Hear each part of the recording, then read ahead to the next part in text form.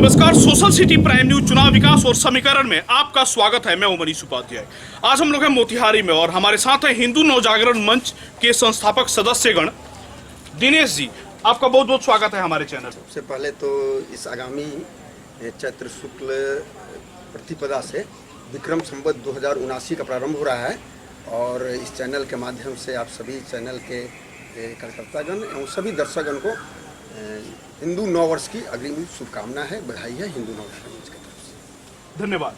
हिंदू नवजागरण मंच की तरफ से हिंदू नववर्ष की शुभकामना संदेश जो आप दे रहे हैं, तो क्या इसकी खासियत है? ये धीरे धीरे ये परंपरा जो है विलुप्त क्यों होते जा रही है, इस पे क्या कहेंगे आप? ऐसा है कि हिंदू नववर्ष के विषय पर आऊँ उसके पहले आपने पूछा है कि हिंदू नवजागरण मंच की पृष्ठभूमि या उसके उद्देश्य के बारे में थोड़ा बताया। हाँ, तो मैं थोड़ा सा हिंदू नवजागरण मंच की पृष्ठभूमि रखना चाह रहा हूँ, क्योंकि यह संगठन इसी मोतिहारी जिला में ही इसकी स्थापना हुई है। यह कोई राष्ट्रीय या अंतर्राष्ट्रीय राज्य स्तर की संस्था नहीं है।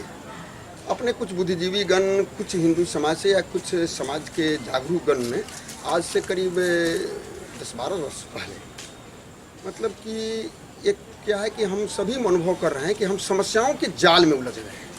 स्वास्थ्य की समस्या है, भ्रष्टाचार की समस्या है, संस्कार की समस्या है, पर्यावरण की समस्या है, ऐसी बहुत सारी समस्याएं हमको सुख चैन से जीने नहीं दे रही। दोषारोपण करना अलग बात है, कभी किसी वो अलग। हम लोगों ने मूल इसके कारणों पर हम लोगों ने कुछ बुद्धिजीवियों ने इस पर चिंतन किया कि भाई आखिर हम इसी तरह से समस्याग्रस्त हो, इसी दुखी जीवन पूरा समाज कर रहा है। कोई इसमें कोई खास हिंदू या मुस्लिम, हर कोई, जैसे भ्रष्टाचार है तो सबके लिए है, पर्यावरण का संकट है सबके लिए है, आतंकवाद है सबके लिए है। तो इसका मूल कारण क्या है? तो हम लोगों ने 3-4 वर्ष तक एक सर्वे किया। एक हम लोगों ने बहुत 25,000 लोगों से हम लोगों ने इसका किया कि भाई क्या है। तो उसमें हम लोग को अनुभव आया क्या कि सबसे बड़ी समस्या है कि इन समस्याओं के प्रति समाज की उदासीनता है। पर्यावरण का संकट बहुत जटिल होता जा रहा है, स्वास्थ्य का संकट बहुत, लेकिन समाज उदासीन है। तो सबसे बड़ा काम क्या है कि इन समस्याओं के प्रति समाज को जागरूक करना। पहला एक है, सर्वे में हम लोग का जो एक शोध हुआ उसमें एक आया। दूसरा एक आया कि भाई जो भी समस्याएं उत्पन्न हुई है वो मूल रूप से एक प्राकृतिक जीवन पद्धति, जिसे हम सनातन जीवन पद्धति कहते हैं और आधुनिक भाषा में जिसे हम हिंदू जीवन पद्धति कहते हैं, वह हिंदू जीवन पद्धति से दूर जाने के कारण हमारी कोई भी समस्याएं बढ़ी है। जैसे स्वास्थ्य की समस्या है, तो स्वास्थ्य की समस्या में हमारे यहाँ पहले बहुत सारी चीज़ें हैं। जैसे मान लीजिए एड्स एक बहुत जानलेवा बीमारी है, लेकिन एड्स के बारे में जो लोगों ने कहा कि भाई पति पत्नी करे वफादारी, दूर हो एड्स की बीमारी। तो पति पत्नी की वफादारी में हमारे सनातन संस्कृति में 7 जन्मों की वफादारी सिखाई जाती है। तो इस वफादारी को किसने भंग किया?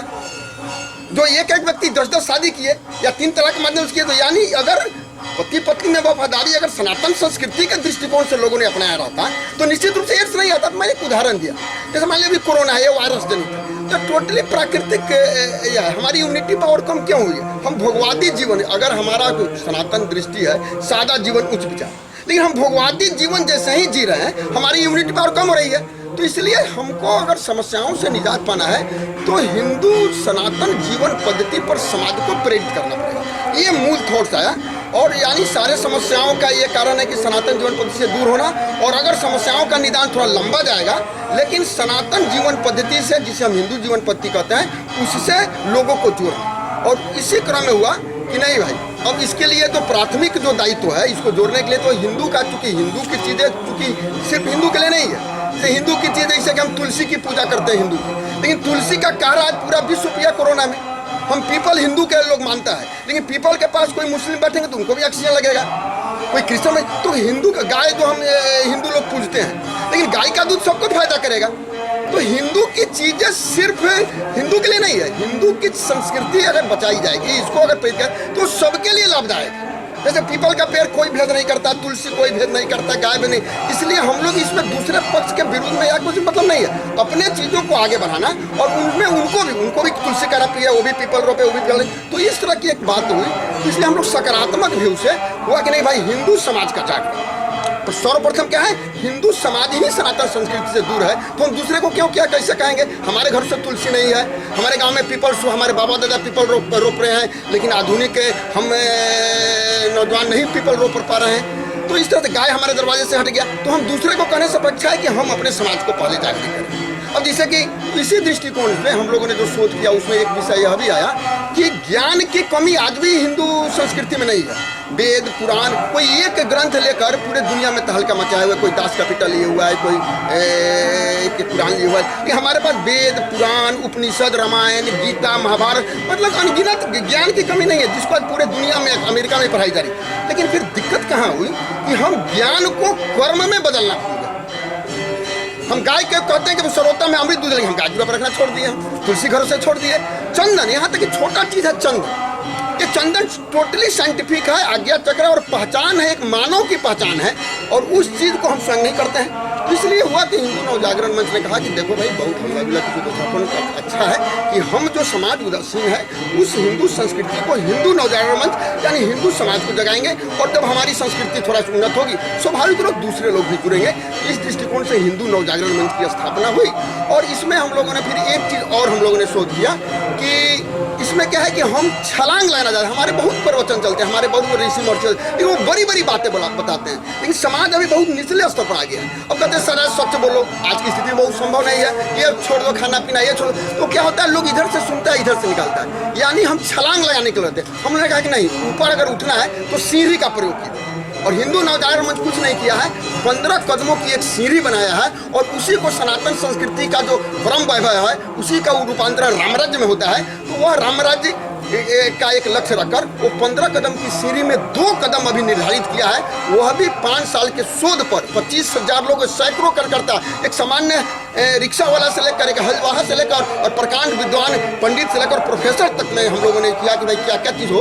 तो प्रथम कदम में हम लोगों ने 5 चीज़ों को अपनाया है। व्यक्ति के लिए 1 काम, परिवार के लिए 3 काम, और गांव समाज के लिए 1 काम है। व्यक्ति के लिए जो काम है वो राम राज्य की ओर पहला कदम, नित्य लगाएं हम चंदन। हम बहुत आग्रह नहीं करते हैं, कहते सिर्फ चंदन लगाओ, कहीं ना तो जड़ता टूटे। हम बहुत हिंदुत्व की भाषण करते हैं, चंदन नहीं लगाते। तो चंदन हमारी एक बहुत बड़ी साइंटिफिक ऋषियों का एक रिसर्च है, उसका तो मंत्र भी है, सब लोग जानते हैं, चंदनम पवित्रम पापनाशनम, जो शुभ है, स्वाभिमान का प्रतीक है, हमारे पहचान का प्रतीक है, हमारे सौभाग्य का प्रतीक है, वैज्ञानिक है। तो इसलिए चंदन के लिए हम लोग प्रेरणा आग्रह करते हैं कि चंदन लगाइए। परिवार के लिए 3 काम है, पहला कदम में हर परिवार में 3 अस्त्र, तुलसी, शास्त्र और शस्त्र। तुलसी के पौधा के बिना एक भी परिवार न रहे, क्योंकि एक तुलसी 20 आदमी की दैनंदिन ऑक्सीजन की पूर्ति की क्षमता रखती है। इसलिए एक बिना तुलसी के पौधा का, और वायरस नाशक, और सभी लोग अब तक रिसर्च में आ गया है कि वायरस और बैक्टीरिया नाशक भी होता है। तो तुलसी के पौधा के बिना, यानी सभी घर, हमारे गांव के जो सबसे निचले तबके के लोग हैं उनके घर में भी तुलसी, और जो ब्राह्मण है उनके घर में भी तुलसी, उनके माथे पर भी चंदन, उनके माथे पर भी चंदन। दूसरा है शास्त्र, एक हनुमान चालीसा। कम से कम हम बहुत बार, कम से कम हनुमान, हम बहुत किताब अपने बच्चों को पढ़ा लिए, लेकिन हमारे बच्चों को हनुमान चालीसा याद नहीं, जो हमको निर्भय बनाता है। तो इसलिए एक हनुमान चालीसा से कम शुरुआत हो, और वेद रामायण धीरे धीरे करके हर घर तक वेद जाए, हर घर तक रामायण जाए, गीता जाए। तो लेकिन शुरुआत बिना हनुमान चालीसा का कोई परिवार न रहे। तो परिवार के लिए पहला तुलसी, दूसरा शास्त्र, और तीसरा शस्त्र। हमें निर्भय समाज का, हमको आक्रमण नहीं करना है। हमारा सनातन इतिहास है, राम जी के पास, सारे देवताओं के पास हमारे शस्त्र है, लेकिन यह भी तय है कोई हनुमान जी हो चाहे राम जी हो, अकारण किन्हीं पर आक्रमण नहीं किया। हाँ, धर्म की स्थापना के लिए, धर्म की रक्षा के लिए, महिलाओं की अबला की रक्षा के लिए, गरीबों की रक्षा के लिए, संस्कृति की रक्षा के लिए उन्होंने रक्षात्मक रूप से अपना शस्त्र उठाया है। इसलिए कोई हम पर हिंसक होने का आरोप नहीं लगा सकता है। हम रक्षा के लिए हमारे हर परिवार में, और कोई कानून सम्मत, हम ये नहीं कहते कि लकटिया रखे, अगर आप सक्षम हैं, अगर आपके पास 2-4 करोड़ की संपत्ति है, और राइफल बंदूक लेकर लाइसेंस लीजिए। नहीं है, लाठी तलवार के लिए कोई लाइसेंस जरूरत नहीं है, और बिना लाठी तलवार का एक भी परिवार है। तो हर परिवार में 3 अस्त्र, तुलसी, शास्त्र और शस्त्र। और 5वां है गांव के लिए, सुंदर हो अपना गांव, गांव में पीपल की छांव, क्योंकि सारी समस्याओं पर पर्यावरण का समस्या भारी पड़ता है, और पूरा विज्ञान कहता है कि पीपल से ज़्यादा ऑक्सीजन देने की क्षमता किसी के पास नहीं है। और एक हमारा सौभाग्य है कि हमारे पूर्वजों ने, भारत का कोई ऐसा गांव नहीं है जहां पीपल उसने नहीं रोपा है। और हम लोग क्या है कि एक लिए हैं कि जहाँ भी पीपल सूख रहा है वहाँ पीपल रोपा जाए, और नहीं तो फिर नया उसी जगह पर रोपा जाए, कि हमारे दादा ने जो पीपल रोपा है उसका उपभोग हम कर रहे हैं, हम अपने पोता के लिए कम से कम एक पीपल लगा दें। तो ये 5 कदम जो है पहला कदम है। दूसरा कदम क्या है कि आज व्यक्ति क्या है कि कलयुग में कहा गया है संघे शक्ति कलयुगे। तो संगठन में सामूहिकता में ही शक्ति का बोध होता है। अकेले बहुत नायक हुए, लेकिन आज के डेट में कोई अकेले महात्मा गांधी, कोई अकेले विवेकानंद संभव नहीं है। इसलिए हम लोग सामूहिक गांव स्तर पर हिंदू समाज सामूहिकता में एक गुट है, उसके लिए हम लोगों ने एक साप्ताहिक मिलन की एक परिकल्पना रखी है, और उसका है कि मंगल मिलन। मंगलवार के दिन हनुमान जी का दिन है, मंगलवार के मंगलवार आप अपने गांव के मंदिर में, नहीं मंदिर है तो स्कूल में, नहीं तो अपने बरामदा पर, वहाँ के 5, 10, 20 जो भी हिंदू समाज है, एक सिस्टम शुरू कीजिए। मंगलवार के मंगलवार 1 घंटा समाज बैठे और उसमें थोड़ा हनुमान चालीसा पढ़े, थोड़ा सा स्वास्थ्य की चिंता करे, और थोड़ा सा समाज की चिंता करे, फिर थोड़ा संगठनात्मक करके संवाद, सहमति, सहकार, संवाद आपस में बनाकर, सहमति बनाकर और सहकार करके अपने समस्याओं का समाधान गांव स्तर पर ही हमारा समाज कर ले। इसलिए मंगल मिलन यह जो है 2 कदम है, और हिंदू नवजागरण मंच 2030 तक इस चंपारण से बाहर यह नहीं जाएगा। हिंदू नवजागरण मंच हम कलकत्ता लोगों ने अभी तक 150 जगह पर मंगल मिलन चल रहा है, 500 जगहों पर चंदन तुलसी का कार्यक्रम सब चल रहा है। हमारे कार्यकर्ता, सैकड़ों कार्यकर्ता, सभी, कई प्रोफेसर, कई शिक्षक रिटायर, सामान्य कार्यकर्ता भी, कोई व्यवसायी, सभी कार्यकर्ता लग कर इस लक्ष्य को लिए 2030 तक एक भी व्यक्ति नहीं हो जिसके माथे पर चंदन नहीं हो, एक भी व्यक्ति के परिवार में तुलसी शस्त्र ऐसा नहीं होना चाहिए, और सभी गांव में 1500 गांव में मंगल मिलन की स्थापना, यह परम लक्ष्य लेकर उसके बाद जैसे होगा बाहर जाया जाएगा। तो यह हिंदू नवजागरण मंच की पृष्ठभूमि है। 9 वर्ष के बारे में हमारे सह मुख्य जिला कार्यकारी श्री संजय कुमार तिवारी जी हैं। आप इस 9 वर्ष की पृष्ठभूमि के बारे, इसकी ऐतिहासिकता के बारे में विस्तार से रखेंगे। बहुत बहुत धन्यवाद। 9 वर्ष का इतिहास क्या रहा है, किस तरह से इसकी पृष्ठभूमि रही? भारतीय 9 वर्ष, जिसको हम विक्रम संवत के नाम से जानते हैं, इसका प्रारंभ चैत्र शुक्ल प्रतिपदा तिथि से होता है। इस तिथि की महत्ता हम ऐसे समझ सकते हैं कि इस दिन ही ब्रह्मा ने इस ब्रह्मांड में सृष्टि की नींव रखी। सृष्टि के प्रारंभ की तिथि है चैत्र शुक्ल प्रतिपदा, और यह पूरी तरह से प्राकृतिक है। हम देखते हैं कि हमारा 9 वर्ष आते ही मौसम में, ऋतुओं में परिवर्तन होने लगता है। सारी प्रकृति में एक हरियाली और खिलखिलाहट आ जाती है, लोगों में ऊर्जा का संचार हो जाता है। सूरज की रोशनी में, सूरज की स्थिति उत्तरायण में आने के कारण लोगों के अंदर कार्य करने की क्षमता में वृद्धि हो जाती है। इसके साथ और भी अनेक घटनाएं हैं जो इसकी ऐतिहासिकता को प्रमाणित करते हैं। जैसे भगवान श्री राम का राज्याभिषेक भी चैत्र शुक्ल प्रतिपदा तिथि को हुआ था। उसके बाद स्वामी दयानंद सरस्वती ने आर्य समाज की स्थापना चैत्र शुक्ल प्रतिपदा तिथि को की। राजस्थान में भगवान की उपाधि प्राप्त